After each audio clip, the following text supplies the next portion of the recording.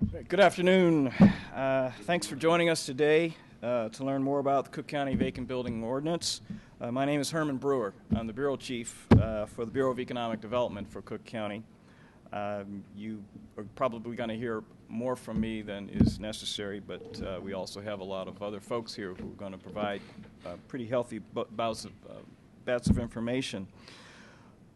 I'd also like to mention the Vacant Building Ordinance, which was recently passed by our county commissioners, will take effect on February 14th. But I'd want to mention that Cook County Commissioner Bridget Gaynor, who many of you may already know, was the primary sponsor of this ordinance and was instrumental in its passage, as well as President Preckwinkle. They're very strong supporters of this effort. So we've gone into a lot of detail working with our State's Attorney's Office, our Building and Zoning team, as well as our administrative hearing staff. So all of them you're going to hear from today, and they will be presenting really key information around the process. They will be introducing matters relative to the website and how you register, but they'll also be answering questions around the process. So again, that will include our building department, administrative hearings, and our state's attorney team. Okay, as you know, this foreclosure crisis has continued to destabilize neighborhoods and communities all over Cook County, certainly all over the country. Many of the properties that we have become familiar with, we've discovered serve as havens for crime, blight, and they've threatened the public health and safety, and they're further depressing property values all over the communities that we care about. The impacts exact significant costs, clearly, in terms of government services, and they include police, fire resources, building code regulation, and even streets and sanitation. So costs are being incurred all over, particularly here in the public sector, and those of you who are lenders understand that very well. To date, there's been very little to no ability by governments to recoup any of these costs, and as the County Board passed this ordinance to provide a mechanism to begin to rectify this.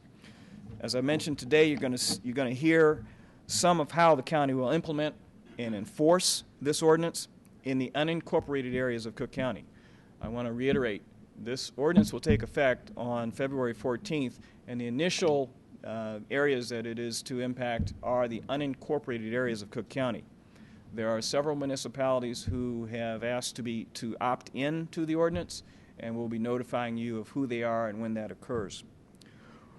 We're going to cover some of the new resources that have been designed to help you register and track the vacant properties and those who are responsible for maintaining them. You'll learn about how violations can be adjudicated through the administrative hearings process and resolved more quickly than if they were prosecuted in normal court proceedings.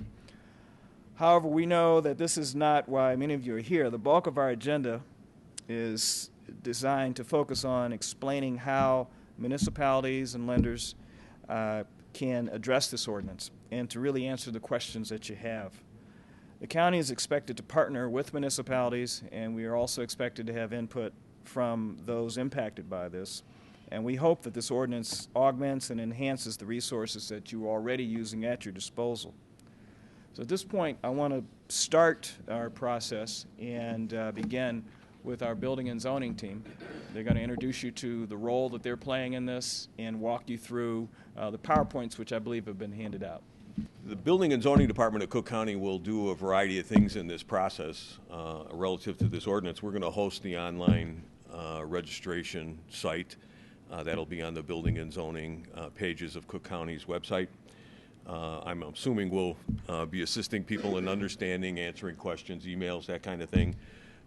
We will be also receiving and routing complaints. We'll be the agency performing inspections and enforcing the code requirements that are part of the ordinance. Getting right to the online application form on our website, cookcountyil.gov, Building and Zoning. You will find a tab that will allow you to register your buildings online. The online application process is going to be, I think, Windows-based and something pretty much people are very familiar with. The first thing to do is really to set up an account. A log-on screen will come on once you click on the tab. You'll need to set up an account for yourself. Once you get a confirmation that the account has been established, you will then be able to log in. It's what the login screen is going to look like. The property, there's really going to be 3 steps to each property in registering a vacant property.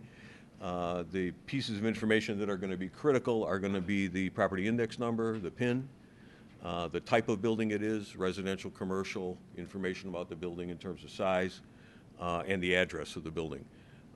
That will allow you to get that building started in the registration process. The next step is going to deal with contact information. We're going to request the mailing address of the owner or servicer, whoever would be the responsible party for the property. And if there's a day-to-day person or a contact person, we're going to want the information of, I guess, the person most readily available that we can get in touch with. That'll happen on this screen, the mailing address tab. And then the third step in the process is getting the insurance information. We'll ask you on this page to enter property insurance information. $300,000 on single family, what's on residential, which is defined as 3 stories or less and primarily residential in use, and $1 million on all other properties. Will be the insurance requirements. Once that's entered and accepted in the computer system, you will be shuffled to this page, which is current filing. This will show all of the properties that you have filed under your account. On this page, you should really confirm the information, update information, revise, delete if required. That can all happen on this screen. And if all that information is correct, you can move on to the payment part of the process, which will start by placing in the cart. Similar to online purchasing, you'll place your properties in the cart. That will move you to the My Cart screen, where you will see all the properties you've placed there. You'll be able to then submit these for final processing as essentially the order. And then on the My Order screen, you will be able to print your invoice. You'll see what the costs are. You'll be able to review invoice and status of buildings and properties. Pending properties will be waiting for payment to be received and processed. Those marked as complete will have completed the payment process. Registration, I think, is good for 1 year. So you would re-register every year. I think there's only 1 payment, but re-registration required every year. There will be additional screens for adjusting and resetting passwords if necessary. We will have emails available. We will have contact information on our web pages available. So if there's questions or comments, you'll be able to get through to somebody on building and zoning. Our second phase of this is our administrative hearings process. And again, I think there will be a number of questions that may evolve out of this presentation. But again, we ask you to hold them till we have our sort of roundtable discussion at the end. But I want to introduce now our Director for Administrative Hearings, Jack Weinrock. The Department of Administrative Hearings expects to play a major role in dealing with the issue of vacant housing in all of the areas of the county, rich and poor.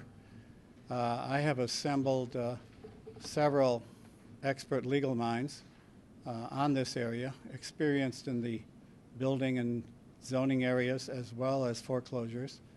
I brought them with me. I'd asked them to stand up. I have Administrative Law Judge Dennis Fleming, who hears vacancy and housing violation cases for the City of Chicago, and he is also one of our Administrative Law Judges. I have Tom Grappando, who has extensive experience in mortgages as well as legal aid throughout many of years of his law practice. He is also an administrative law judge who will be hearing our cases, who will be reviewing bank documents and specific questions relating to banks.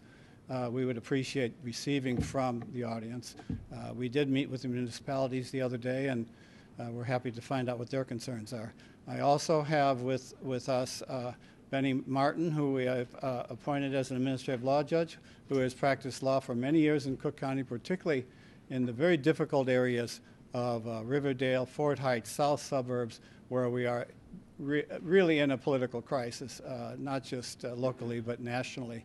So at this time, I've asked Professor/Judge Gruppando to review the statute, and at which point, if there's questions, please write them down, and then I would ask Mr.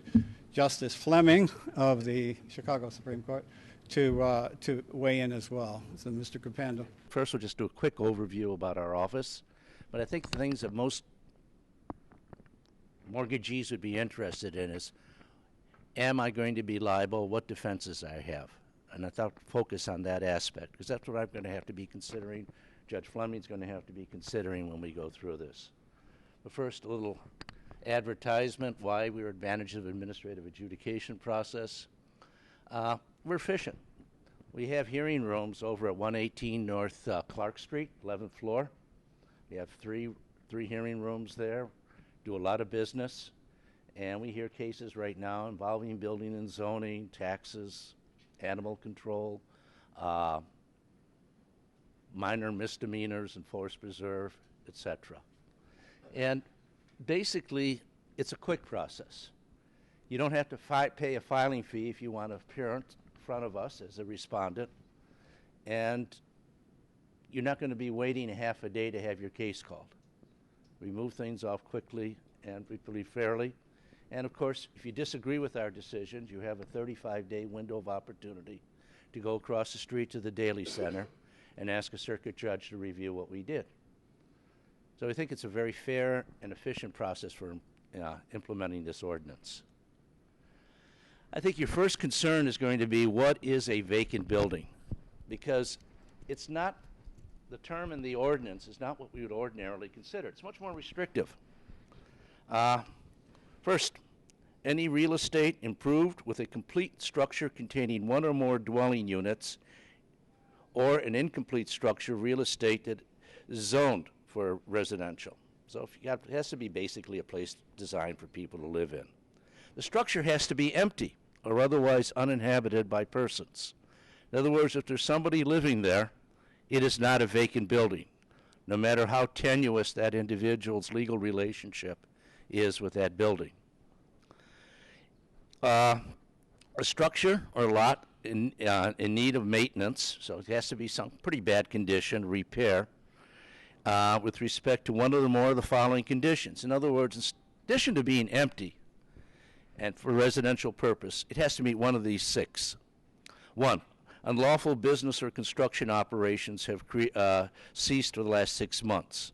It was declared unfit for occupancy in order to remain vacant and unoccupied under an order issued by an enforcing authority or an order issued by a court or competent jurisdiction. In other words, the building department, the agency said you have to empty this place out. It's not fit for habitation. Or there was a court order that said you had to move everybody out.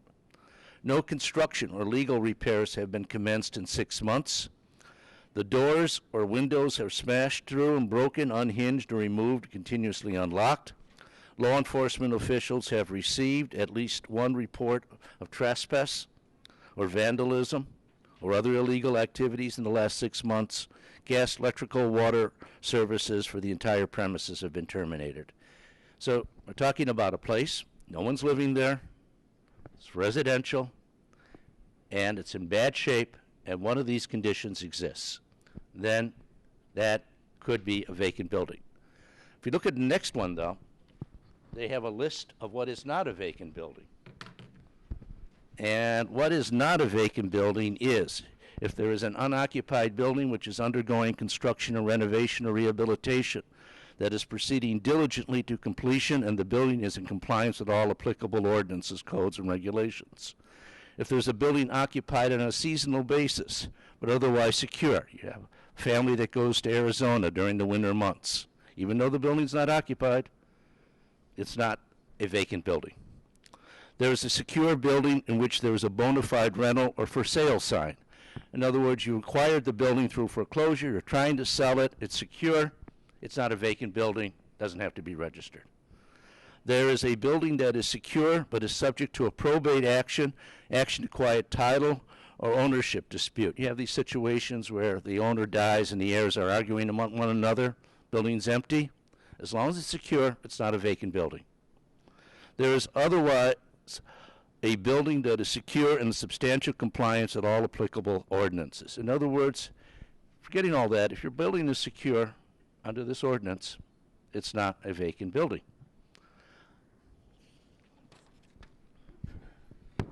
The next thing folks are going to be interested in are what are your affirmative defenses. The big thing I want to get across is, number one is you're entitled to 30 days notice. So a lot of people are going to say, I didn't know it was vacant. This is rotten to hold me liable. Well, you got entitled to a 30-day notice. So let's talk about one, affirmative defenses. The owner or another mortgagee has registered the building. So if somebody's already registered it, don't sweat it. Even though you're the mortgagee, you don't have to register it. Mortgagee is barred from doing any action required under this section by an automatic stay pursuant to a bankruptcy proceeding. The mortgagee has cured all violations within 30 days after receiving written notice. That's the notice I referred to. In other words, if you get written notice, you have 30 days to correct the problem. If you do that, no liability attaches. And I would suggest that you consider notifying building and zoning as to the contact person that they should be reaching, because we wouldn't want that notice to be laying in a mail room for a few days or a few weeks. And it would be best if building and zoning knew who they should notify about what they perceive to be a violation.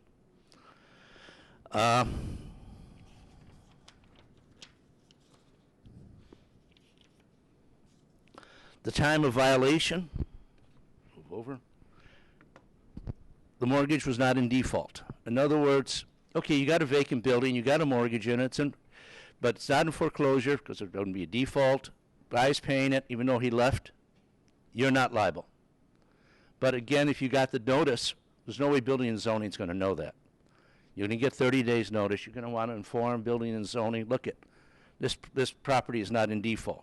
So whatever your problems you have, look to the owner, not us, and you have a perfect defense. But they won't know that unless you notify them, and by notifying them, you obviate the necessity of having to come down to see us and explain that to us.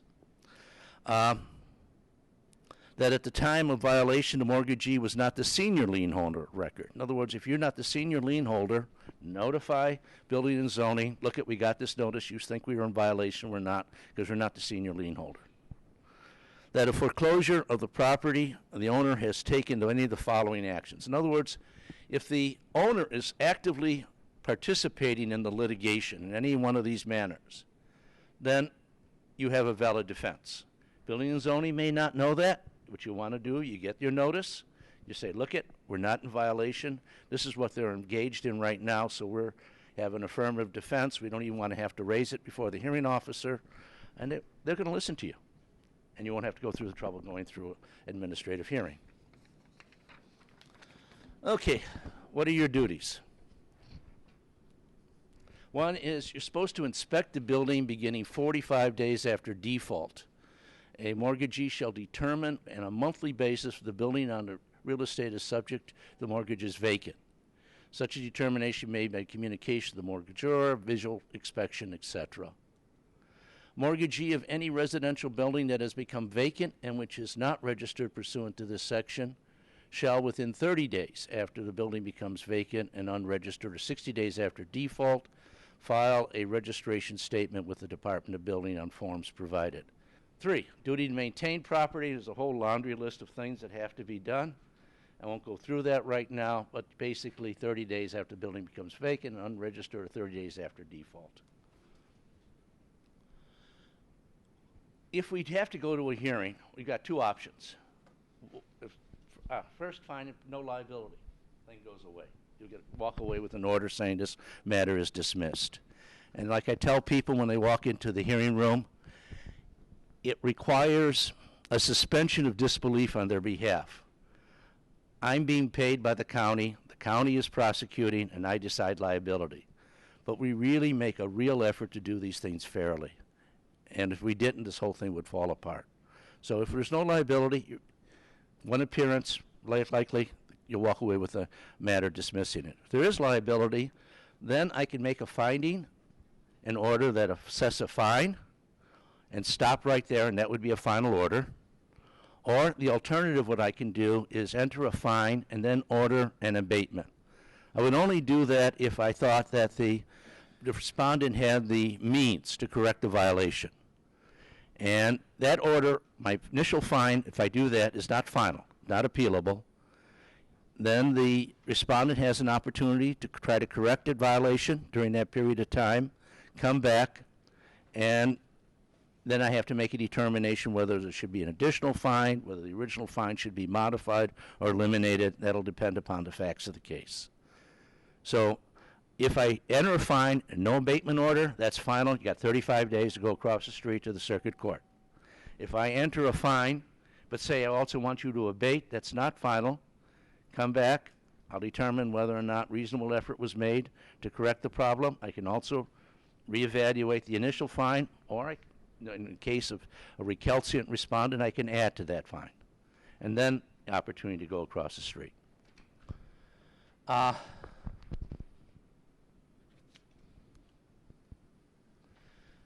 By statute, our orders have some teeth. We can enter a fine as much as $50,000 on one citation. And after the 35 days for appeal, that order is equivalent to a judgment entered by the Circuit Court of Cook County. In other words, all the tools available for collection are available to the county to collect on that order. If you were to appeal, then everything would be held in abeyance until the Circuit Court made a decision. And one last issue is, can be used as a lien, and it's not dischargeable in bankruptcy. I would like to, particularly with reference to the lenders, to give one of our law judges who has experience with issuing judgments at the City of Chicago in these types of cases, and they've run this substantially longer than we have, Judge Dennis Fleming, to make a few remarks. The concept behind the Department of Administrative Hearings hearing these matters is that it avoids the backlog in courts. The complaint is relatively simple. You have a situation where there is an affidavit from an enforcing inspector that they were present at, they observed these conditions on the property on such and such a date, they went back 30 days later, they observed them again. That's established to 30 days. They then check with Building and Zoning. Has Building and Zoning any proof or anything that has shown that they have registered the building? If the building is not registered, there's the prima facie case for the matter to proceed. They then take the next necessary steps to get the necessary information to determine who the proper respondent would be. In general, we get information with the city from the Recorder of Deeds showing all the transactions. Under our rules of evidence, it's a much simpler process. We don't have to have people come in and testify to the chain of title. If there's a certification to the chain of title, that would be sufficient to name a person as the respondent. You then would have the opportunity to present your affirmative defenses.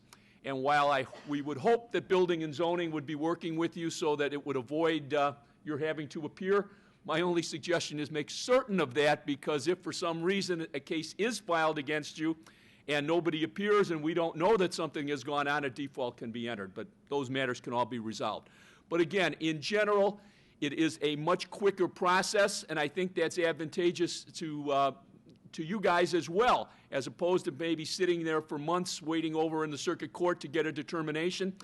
We do it real quick. If you come in and you show the documents that show that you are not an owner under the ordinance, the case is dismissed against you. You save on time, you save on costs, and the county can move on to who may or may not be the responsible party.